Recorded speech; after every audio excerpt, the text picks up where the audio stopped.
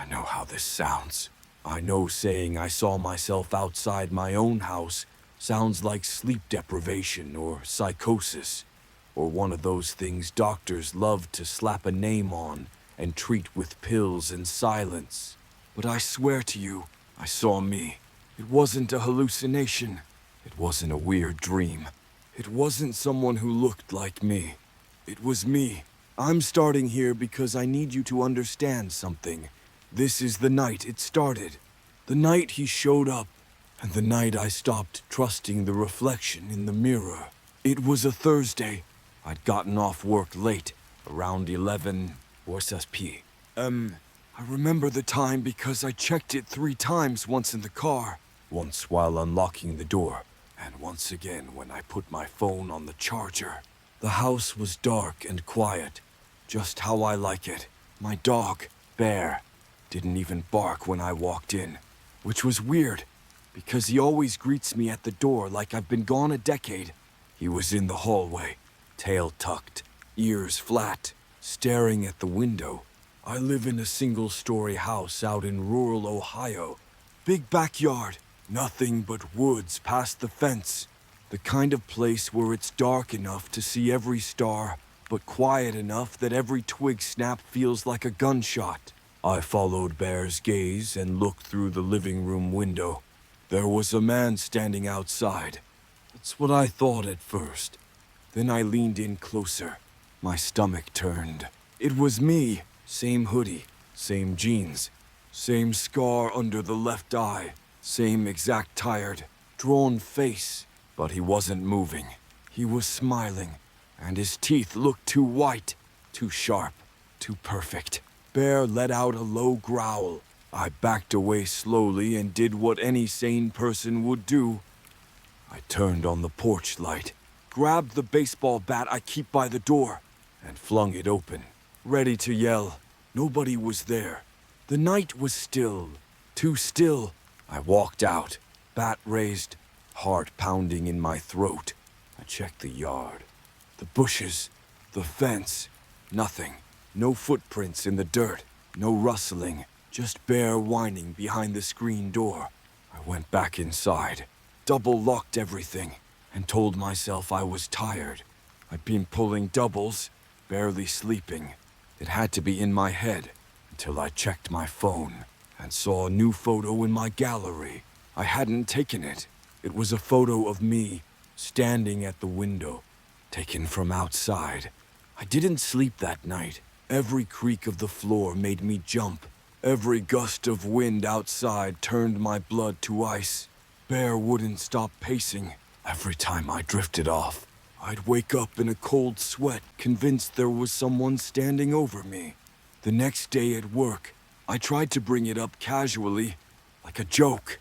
Hey, you guys ever heard of people seeing themselves? Like, literally, like doppelgangers. That's when Dave, the overnight guy, stopped laughing. He looked me dead in the eye and said, "If you see your double, don't talk to it, ever."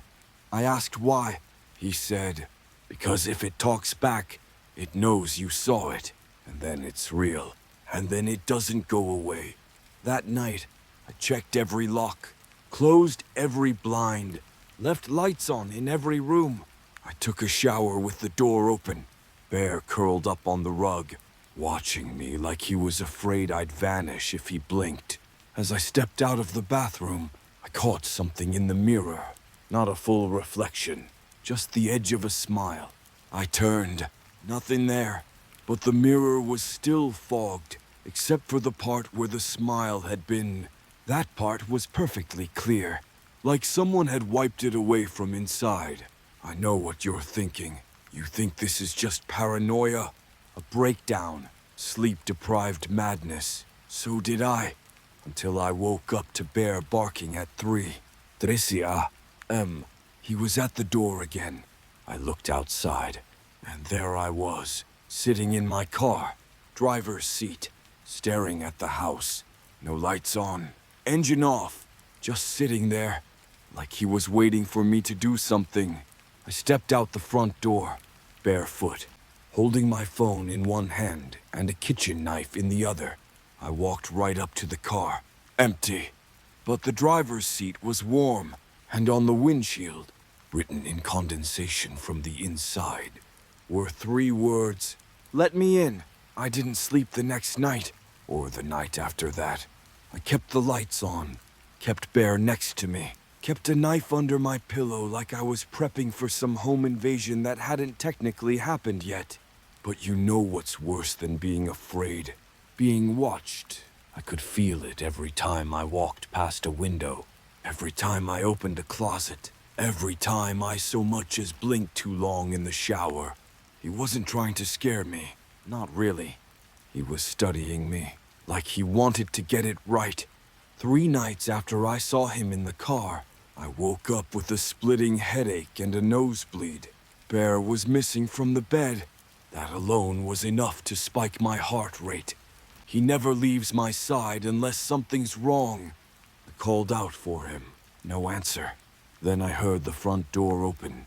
Not slam, not creak, just the sound of a key turning in a lock and the handle clicking down. I grabbed the bat from beside the dresser and sprinted barefoot across the cold floor. I turned the corner into the living room, just in time to see the door closing. Not opening, closing. I flung it open and ran onto the porch. The lawn was empty, except for Bear, sitting stiff and alert at the far end of the yard, like he'd been commanded to stay there. He wouldn't come when I called, wouldn't move, wouldn't blink. I had to walk all the way to him and physically lift him into my arms to get him back inside.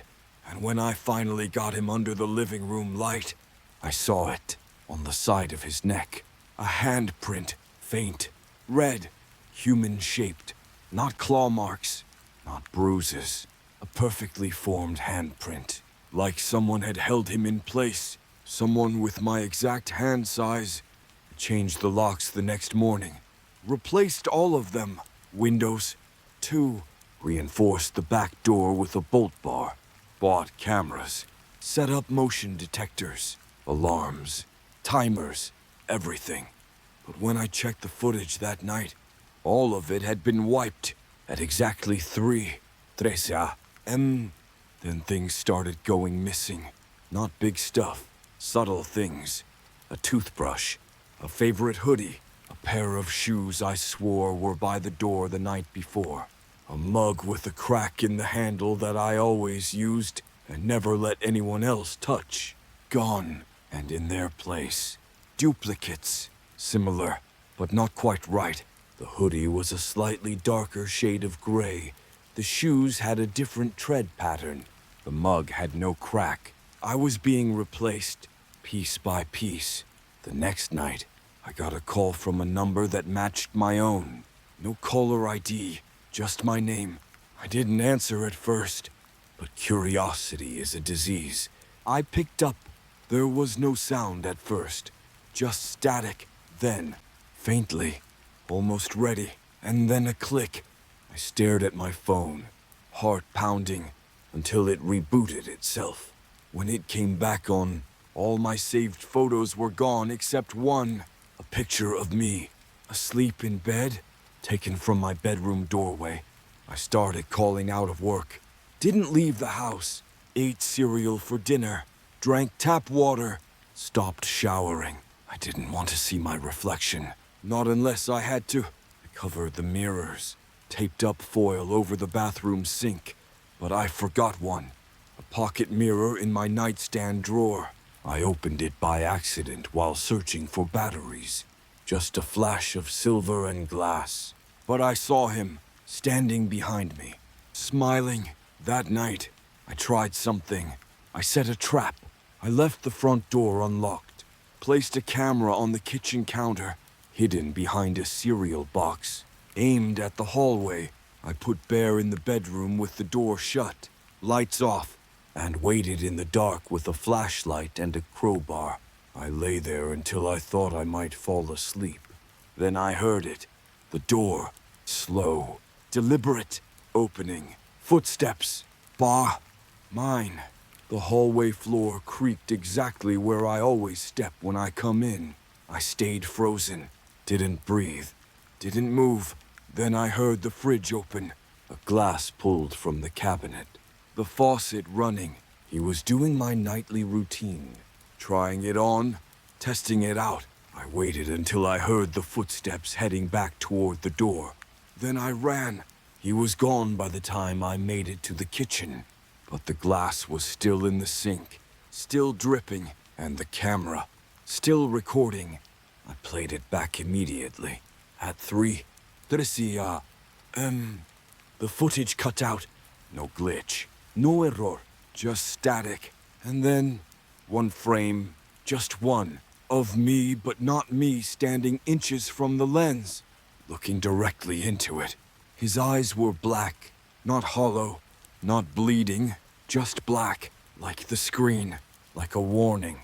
I thought staying home would keep me safe. I thought locking the doors, covering the mirrors, and going full-blown paranoid recluse mode would stop. It'd stop him from getting closer. But he didn't need the house. He just needed my life. And the first place he tried to take it was my job. I'm a systems technician. I mostly work remote now, but we're still required to check into the office once a week. You know? To prove we're not working from a beach in Cabo or hiding in our basements talking to walls. I'd been skipping my check-ins, faking sick, pushing PTO, but eventually, my manager left a voicemail that basically said, show up Monday or don't show up again. So I went. That was my first mistake. I walked into the building around 9:15 a.m. Quiet, normal. Nothing felt off at first, but then I reached the security desk. The guy there, Paul, gave me this weird look. Not suspicious, not even surprised, just confused. Back already? He asked. I stopped. What do you mean? He squinted. You were just in here, like 20 minutes ago. My stomach dropped. I forced a laugh. Nah, probably someone who looks like me. He didn't laugh back. He swiped your badge. I didn't even go to my desk. I went straight to HR. Told them I lost my badge. Asked them to scan activity for the last few days. The receptionist typed for a few seconds, frowned, then turned the monitor toward me. 3 logins using my ID. Same time each day. Between 3:12 and 3:15 a.m. No video footage. No cameras pointed at the badge reader. Just the logs and the timestamp. 3:30s. Always 3:13.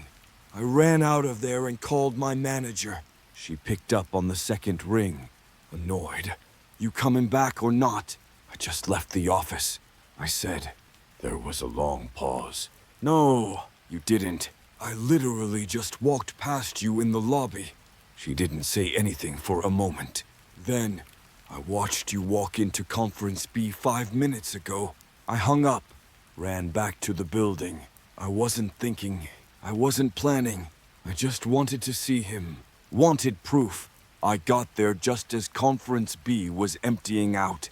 A dozen employees spilling out with laptops and Starbucks cups. Some nodded at me. Some ignored me. Then he walked out, wearing my clothes, my shoes, my face, talking to a coworker like they'd known each other for years. He turned, saw me, and winked. Casual, effortless, like he knew I couldn't do anything. Not here, not now. And then he walked past me, close enough for our arms to brush. He smelled like my soap. I didn't go back to work after that. I called out, again and again, filed for leave, told HR I was dealing with a family crisis, told my manager I might be gone a while. I said whatever I had to say, but I checked the company calendar. My name kept showing up in meetings, and people started emailing me like I'd been there. Great ideas today. Thanks for following up.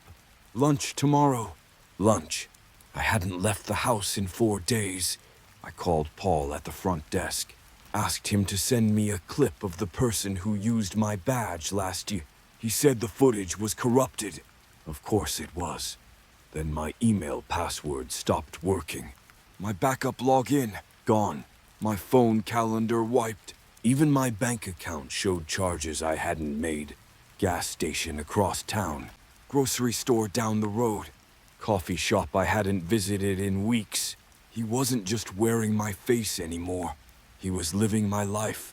I went to the police. Tried to file a report. Said I had a stalker, an impersonator. The officer gave me that tight-lipped, "Are you mentally stable?" look and asked for any visual proof. I showed him the security log screenshots. He asked if I'd tampered with the metadata. I didn't even bother showing him the photo from my phone, the one of me asleep from outside my window. I knew how that would look. I stopped answering phone calls. Stopped checking emails. I shut everything down. Unplugged routers. Removed SIM cards. Disconnected from the world entirely.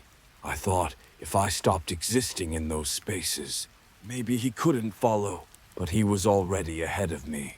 Because the next day, my neighbor came by, said he saw me that morning, mowing my lawn, waving, laughing. I hadn't been outside in a week. He showed me a video from his porch camera. There I was, wearing a baseball cap, pushing the mower, smiling like I had nothing in the world to fear. At the end of the clip, I looked up, right at the camera, raised my hand, and pointed at my neighbor's house, at his camera, like I knew he was recording, like I wanted him to see. People always assume that if something horrible happens, if you're targeted, stalked, hunted, that at least you'll have someone to talk to, someone to believe you. That's the part no one prepares you for. Not the fear, not the paranoia, the isolation. Because when your doppelganger starts peeling your life away, he doesn't come for the big things first. He starts with the people who love you and makes them forget. It started with Sean. We'd been best friends since sophomore year. Same dorm, same broken Xbox, same late-night Taco Bell runs. We'd shared everything, including the worst years of our lives. So when I saw him at the gas station one afternoon, I almost broke down. I hadn't seen him in weeks. I ran over. "Sean." He turned, blinked at me, paused, then said, "Do I know you?" I laughed. "Dude, come on. Don't be a jackass." But he didn't laugh back. His face stayed blank, cold, eyes scanning my face like I was a stranger at his door. "I'm sorry," he said. "You've got the wrong guy." And he walked away, got in his car, drove off. I stood there in the parking lot like an idiot until I realized he'd called me by my name before he said he didn't know me. He called me Mike. I texted him that night. The message went through. Delivered. Read. No reply. I checked his social media. His profile was still up, still there, still following me. But every comment I'd ever left, every photo we were tagged in together, was gone, scrubbed clean, like I'd never existed. Then it was Jessica. We dated for 2 years before we realized we made better friends. She knew me better than anyone. I called her, panicked. She answered on the 3rd ring. "Hello, Jess. It's me, Mike. Something's happening. Something real. I think someone's replacing me." Silence. Then, "I'm sorry. Who is this?" I felt like I'd been gut-punched. "It's Mike. We went to school together. We lived together. You helped me through my mom's funeral." More silence. Then she said, "That wasn't you." I drove to her place, parked across the street, waited for her to come out. And when she did, when she stepped out onto the porch with her coffee and her headphones and her sleepy, no makeup look, I almost called out to her until I saw the person standing behind her, inside the house, in the shadows. Me, wearing one of my old hoodies, looking right at me through the window, and smiling. I drove home like a man possessed, screamed into my steering wheel, threw my phone out the window, punched the dashboard until my knuckles split. I didn't know what else to do. Everyone I loved, he'd gotten to them. And every time I tried to reach out, it only made me look crazier, more forgettable. Then I got an email. No sender, no subject, just one line. There can't be two of us. And an image. A screenshot of my contact list. Empty. No names. No numbers. No favorites. Just a gray screen. Blank. The next day, my cousin Anna messaged me. She hadn't seen the others.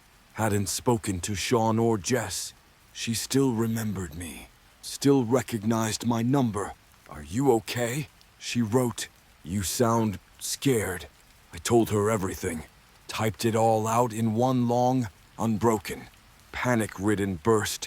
She replied, I believe you. I felt hope again for the first time in days. She said she'd drive out to see me. She lived 4 hours away. Said she'd be there by morning. That night, I didn't sleep. I sat on the couch with Bear at my feet and a kitchen knife in my lap, watching the door, watching the windows, waiting. At 3, 12 a.m., the power flickered.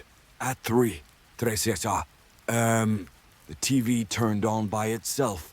No input, no signal, just static. Then, a voice. Mine, saying, Anna won't make it. Anna arrived at 9:42 the next morning, exactly when she said she would. Same old Jeep, same chipped nail polish on her middle finger, same heavy metal playlist bleeding through the speakers as she pulled up in my driveway. Bear even perked up when he saw her, tail wagging in recognition. But something was off. I couldn't put my finger on it at first. It wasn't how she looked. It wasn't how she smelled. It was how she moved. Like someone wearing her. She hugged me. Tight. Too tight. Like she'd never done it before and was copying what a hug should look like. Then she pulled back, smiled, and said, It's good to see you again, Mike. Not cuz. Not you look like crap. Not any of the dozen things she normally says. Just Mike. Like she had to remember it. I made us coffee. Watched her over the rim of my mug as she sat on my couch like it was foreign territory. She looked around the room like she was memorizing it. Like she was trying to build a blueprint. You live alone? She asked. I blinked. You know I do. She smiled again. Right. Sorry. Just making sure. That's when the dread started. Like a cold thread tugging at the base of my spine. She was asking questions she already knew the answers to. I tried to test her. I asked about our trip to the coast. About the weekend we got stranded at that gas station outside Cincinnati. She answered every question. Perfectly. Too perfectly. Right down to details even I had forgotten. Word for word. Like she was reading from a script. Later, she got up to use the bathroom. Bear followed her, tail wagging. I waited. 5 minutes passed. 10. No flush. No sound. I knocked. Anna. Silence. I tried the handle. Unlocked. I pushed the door open. Empty. No one inside. Just the mirror cabinet slightly ajar. And written on the glass, in the fog of her breath, This one is mine. She came back 5 minutes later. From the bedroom hallway. I didn't ask how. She sat down like nothing happened. Drank her coffee. Asked, So, have you been sleeping, okay? I lied. Yeah. She smiled again. That same wrong smile. Good. You'll need your rest. I stared at her, dead silent, trying to decide if I was insane, trying to decide if I should run. Then she reached out and touched my hand. Warm, familiar, and said, They can't take you if you're awake.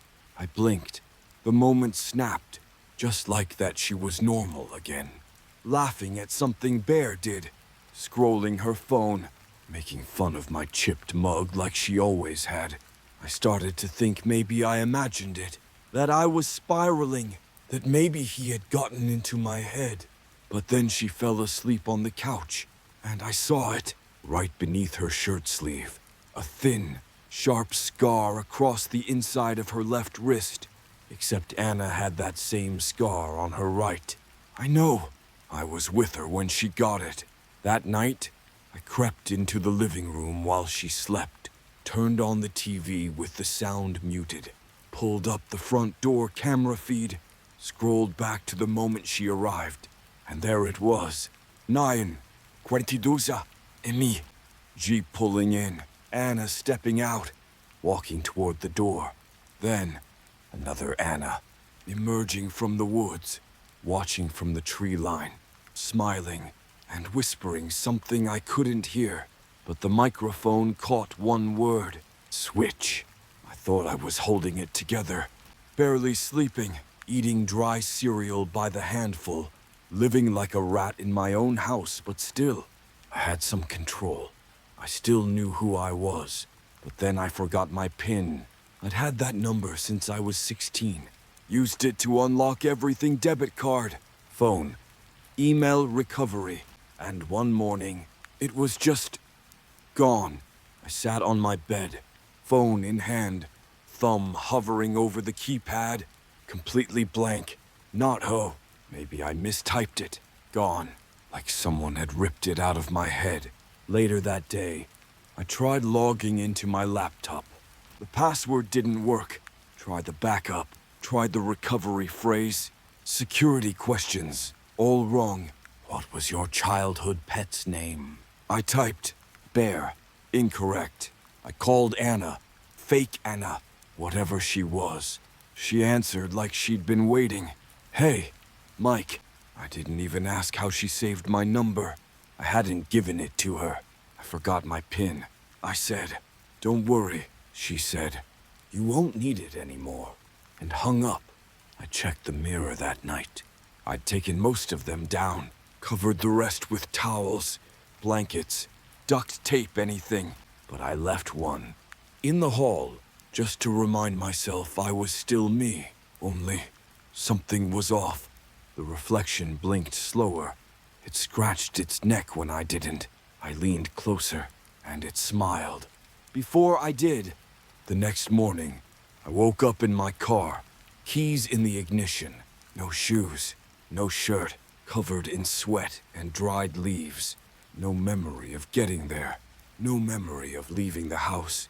I looked in the rearview mirror, and for a second, just a second, I didn't recognize the face looking back at me. It was mine, but wrong, like it had been drawn from memory. I started labeling things. Sticky notes on the fridge. Fridge. Note on Bear's collar. Dog. Your dog. Name.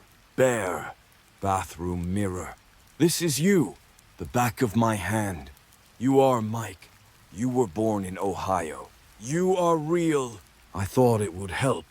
But then I woke up with the note I didn't write, taped to my forehead. You don't need reminders once you've been replaced. The email started after that, from an unknown sender. Subject lines like "let go" and "almost done." No body text, just attachments. Each one a picture of me, doing things I hadn't done, sitting at diners I hadn't visited, driving cars I didn't own, smiling with people I didn't know. In one of them, I was kissing someone. Not Anna, not Jessica. A woman I'd never seen before. And the weirdest part, she looked scared. I tried calling my own number again, just to see what would happen. It rang once, twice, then clicked. My voice answered, but not recorded, live. And it sounded tired. "Stop calling," it said. "You're just making it harder." Then it whispered, "You should sleep. I need more time." Click. I blacked out again that night. Woke up on the kitchen floor. Mirror cabinet open. Taped to the glass was a photo. Not printed, not digital. A Polaroid. Me. Standing in front of the bathroom sink, looking into the mirror, smiling. But the reflection, it was asleep. At some point, your grip on reality doesn't just slip. It lets go. Not because you've seen something too scary, Not even because you're tired or alone. It's because the rules stop working. Like waking up and not remembering how many siblings you have, or knowing you hate tomatoes your whole life, and then biting into one and thinking, that's actually good. It's small things at first, but then you start wondering, what if I've already been replaced? That's where I am now. I look in the mirror, and I don't trust the man staring back. I say my name out loud, Mike. Mike, Mike, but it starts to sound wrong, like it doesn't belong to me, like I'm trying to steal it back. I went through my closet last night, pulled everything out, every shirt, every pair of jeans, every sock. Half the tags were different brands, slightly different sizes. One of the hoodies had a name stitched into the tag, Mick. I've never gone by that. No one calls me that. But that hoodie smelled like me. I searched my laptop again, created a new admin account, dug into the hidden system folders, found a folder labeled Mike Prime. Inside it, dozens of images, surveillance style. Me at work, me sleeping, me eating. Timestamps all around 3. Tresia, im. There was also a text file, one sentence. Host stabilizing, identity assimilating. I started recording myself while I slept. Not with a camera, I couldn't risk it glitching again. Just audio. The first 3 nights, nothing. Silence. A few coughs. Bear snoring. But night 4, at 3. Stresia, yasi. I start talking, except it doesn't sound like me. The voice is slower, deeper. Like a digitized version of myself. And it says, stop fighting it. We are already the same. Then silence. Then a second voice whispering, sleep deeper, wake clearer. I've stopped trusting time. The clocks in my house are all slightly off. Even the ones on batteries. One runs fast, one lags. My phone changes time zones at random. Always briefly. Always around 3. 3 a.m. I tried to call my mother. Just needed someone, anyone who remembered me. The phone rang. She answered and said, you already called. We said goodbye, then hung up. Today I found something in my mailbox. No return address, no postage, just a small envelope. Inside was a note. Do you remember the pond? I didn't, but I should have. I Googled my hometown, looked at maps, found a place circled in red, a small park near the edge of the woods, with a pond. I went there this afternoon. I didn't recognize it, but I felt it, like my skin knew before my brain did. At the water's edge was a wooden post, nailed to it, a sign, weathered, barely readable. I scraped off the grime and uncovered one word. Reclamation. That night, I found a video on my phone. No idea how it got there. It wasn't from the camera roll. It was in a folder labeled Temp Handoff. I watched it. The screen was black at first. Then it brightened. The video showed me sitting on the floor, head in hands, rocking back and forth. And I whispered, I'm not the original, over and over. You ever get that feeling when you walk into a room and forget why you went in? And for a second, your whole world goes blank, like your brain had to reload. I feel like that all the time now. I'll be brushing my teeth and realize I don't remember turning the light on. Or I'll find food in the oven, already cooked, and have no idea when I put it in. I'm slipping, not just mentally. Physically, I wake up with bruises on my chest, on my ribs, symmetrical, like 2 hands had pressed down hard while I slept. After what I saw in the video, me rocking, whispering, broken, I knew I had to find out how deep this went. Not just what he was doing, but who else he'd done it to. Because that's the thing about patterns. They don't stop at one. I found a forum, buried deep on the web. Not 4chan, not Reddit. Something older, simpler, creepier. No usernames, no images, just threads. One caught my eye. Seen yourself lately? Dozens of entries. She talks like me, eats like me, but my cat won't go near her. Every night at 3:13, the lights flicker and I lose time. My wife says I came home twice last week. It wasn't just me. It was all over. One comment had coordinates. No explanation. Just where the failed ones go. I punched it into my phone. 3 hours north. Backwoods. Middle of nowhere. I packed a flashlight. 2 knives. And Bear. I didn't tell anyone. Who was left to tell? The drive was quiet. Too quiet. Like the GPS wasn't sure it wanted me to get there. The signal dropped as I turned onto an unmarked gravel road. Trees swallowed the sunlight.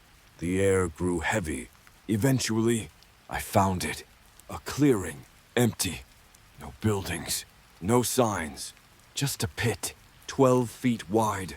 Maybe 5 deep. Covered in dead leaves. At the bottom, bones. Piles of them. Worn clothes. Scraps of skin. Empty faces. And near the edge of the pit, half buried, a mirror. Cracked. Old. Still reflecting. I looked in. Saw my face.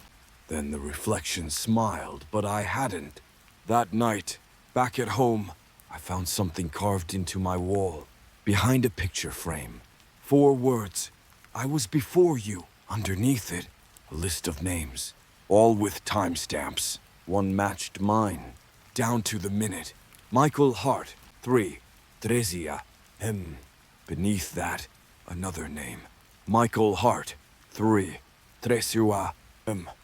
And then again, and again, 16 times. I used to think this was about me. That I was being haunted, stalked, replaced. That this thing he was targeting me. But now I know the truth. It's not about me. It's about the house. Because this place, it remembers every version of me. After the pit, after seeing those bones, those copies I came home in a daze.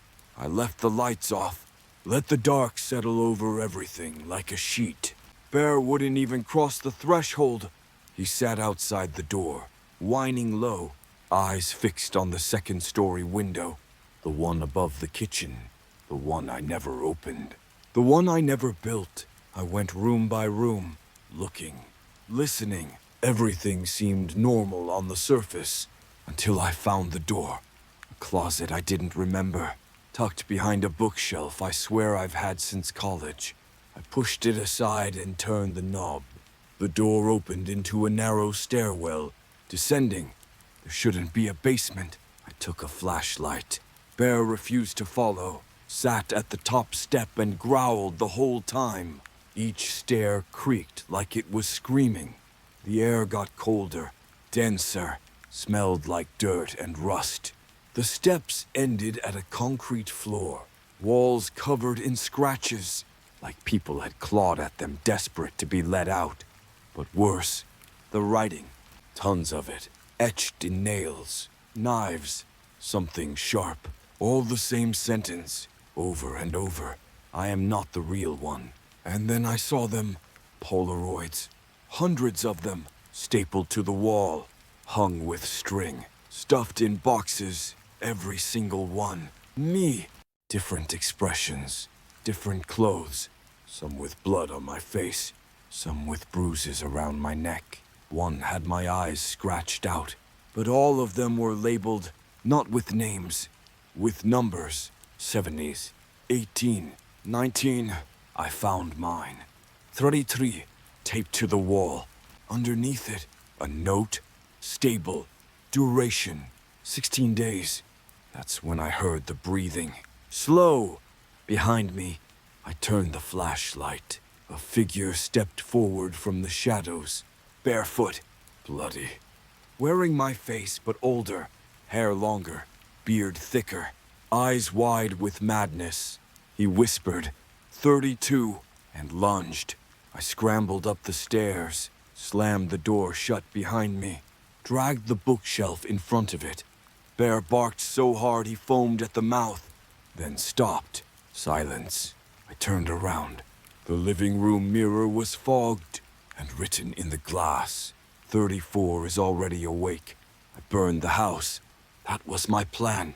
No more tricks, no more hiding, no more copies creeping out of basements or mirrors or staircases that shouldn't exist. I soaked every room in gasoline, closets, carpets, baseboards, even the attic, even though I never built one. Especially the attic. Bear barked and howled the whole time. He didn't want to be there. I should have listened. But I was done running, so I struck a match. And I watched my house, my life go up in flames. It burned fast. Too fast. Like it wanted to burn. The fire didn't just consume it. It devoured it. Ate it down to the bones. The heat was unnatural. The air didn't smell like wood or smoke. It smelled like static, like burnt plastic and copper and ozone. And while it burned, I heard voices, not screaming, laughing. Dozens of them, echoing in different tones, but all mine, like a choir of me's, giggling from the walls.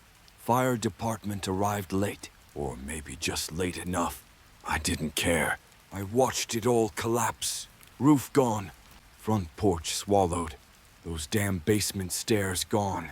I thought it was over. I thought maybe I won. But then the chief pulled me aside. You live here. Used to. He nodded, scratched his head. Funny. What's funny? There's no foundation. I blinked. What? He pointed at the charred ruins. It's not just the basement. There's no concrete, no plumbing, no footprint. It's like the house wasn't even built. I slept in my car that night, parked 2 towns over, behind a diner I used to love. I didn't trust motels, didn't trust beds, didn't trust reflections. Bear slept in the passenger seat, tail tucked tight, breathing shallow. We stayed there till sunrise. I didn't dream, but I woke up with soot on my hands. Later, I went to the city records office. Asked for blueprints, permits, anything related to my address. The clerk gave me a long, blank stare, then typed something into the system, then frowned. You sure you had a house on that lot? Yeah, 'cause it says here it's been vacant since 1997. I nearly choked. That's not possible. She turned the screen to show me. There it was. Vacant. Since before I was born. I walked outside in a daze, checked my phone. No messages, no call history, no photos. Just one new note in my files. You can burn the stage, but the actor always finds another scene. I checked into a motel. Cheap. Ugly. Perfect. I stayed awake for hours. TV on static. Lights buzzing overhead. Sometime after midnight, Bear started growling. Low, dangerous. I turned to look and saw something crawl out of the motel mirror. A hand, then a face. My face. This one was clean, calm, well rested. He smiled and whispered, "Home is where the host is." I left that night. Didn't pack. Didn't check out of the motel. I just put Bear in the car. Grabbed the only 2 things I trusted, my pocket knife and a worn photo of my mom, and started driving west. Didn't matter where. Didn't matter how far. I just had to get away. But you can't outrun something that knows every version of you. The first town I stopped in was small, quiet. Gas station, diner, 2 stoplights. Felt like somewhere I could vanish. I bought a burner phone, paid cash for a room, and told myself I'd use a fake name from now on. Anything to start fresh. I chose David. Short, simple, unremarkable. I liked it. But that night, the front desk clerk slipped a note under my door. No name on it, just 5 words, scribbled in shaky handwriting. You're not David, you're Mike. I checked out an hour later. Next town was bigger. I paid in coins. Told the clerk my name was Jason. Didn't even bring Bear inside. Slept in the car. But the gas station TV was playing a local news segment. Community honors Michael Hart for fire rescue effort. I stood there in the aisle, a warm Coke in one hand, Hart stopping. On screen, me, smiling, shaking hands, wearing a fireman's uniform. I've never been a firefighter. I've never been to that town in my life. But the guy behind the counter looked at the screen, then looked at me, and said, "You're back already." I kept driving. Different states, different tags, back roads, backwoods. But everywhere I went, he'd been there first. Sometimes he was a doctor, sometimes a teacher. Once, he was a wedding photographer. But it was always the same face. My face, wearing my smile. And everyone remembered him, not me. I tried checking into a roadside motel outside Elko, Nevada. Used the name Jordan this time. The clerk just raised an eyebrow and said, "Didn't you just leave?" I played dumb. "You must be thinking of someone else." He smiled, pulled out a guest book, flipped to the last page. Jordan Hart, room 12-3. My handwriting. The final straw came in a town with no name. Literally, the sign had been stripped. The buildings were empty, storefronts hollowed out, but the post office still worked. Inside, a wall of boxes, and one of them was mine, box 33. Inside, a single envelope, no stamp, no markings, just a Polaroid of me, sitting behind the wheel of my car. Taken from the back seat, I drove until my eyes blurred, and the road stopped making sense. No signs, no markers, just endless trees. Eventually, I stopped at a clearing and stepped out, screamed into the woods. "What do you want from me?" The trees answered, not with an echo, but with my voice, calm, even confident. "I want what you wasted." I stopped running, not because I was brave, because I was tired. You can only drive in circles for so long before the fuel runs out, before the maps stop mattering, before you realize there's nowhere he hasn't already been. Every name I try, he's worn it. Every town I hide in, he slept there. Every face I see in the mirror. It's a question, not an answer. So when I walked into that diner at the edge of Route 78, the one with no signage, no cars out front, no sound but the buzzing of a neon open sign, I already knew he'd be inside, waiting.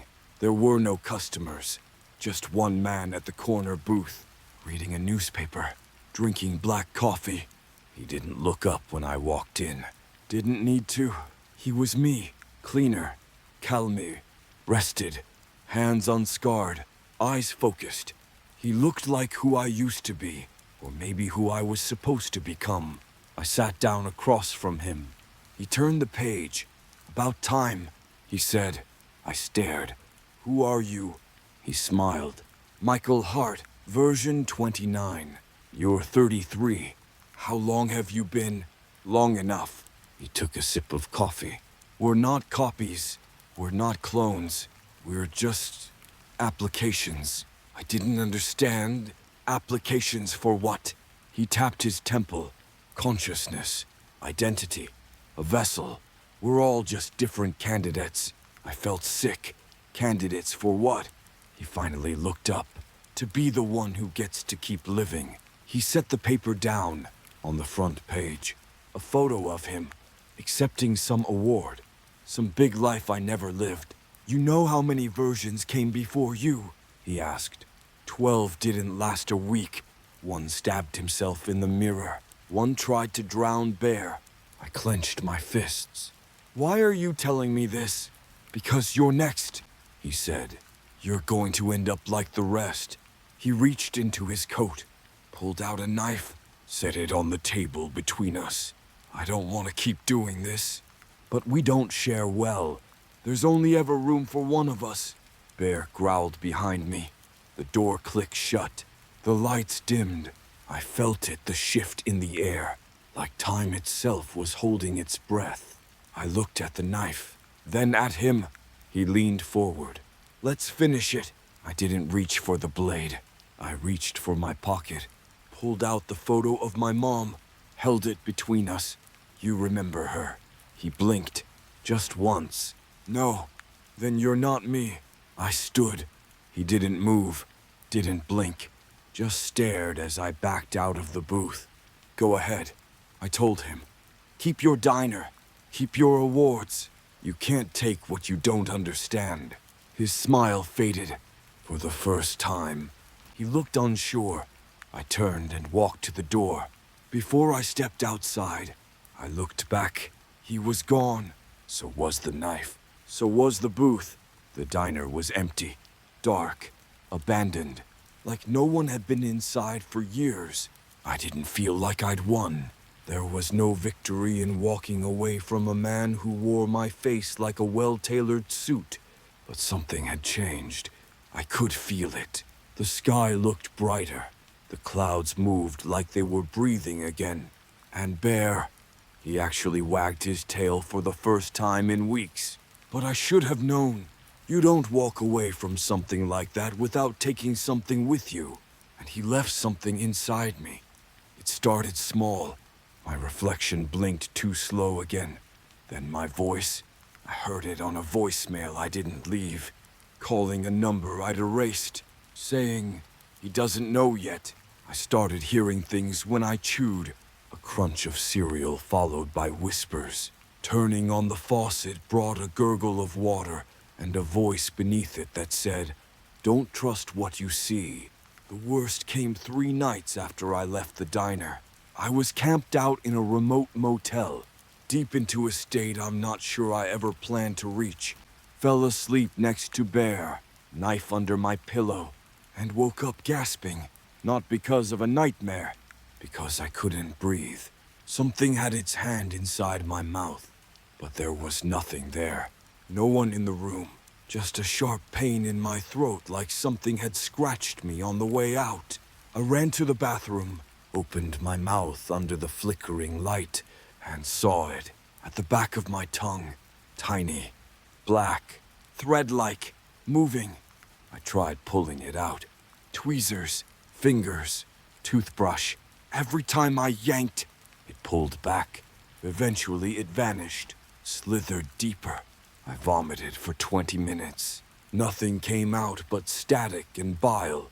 That morning, I found a note on the pillow, typed on motel stationery. Seed accepted. Transfer in progress. No signature, no date, just my initials. M.H. I started blacking out again, but not like before.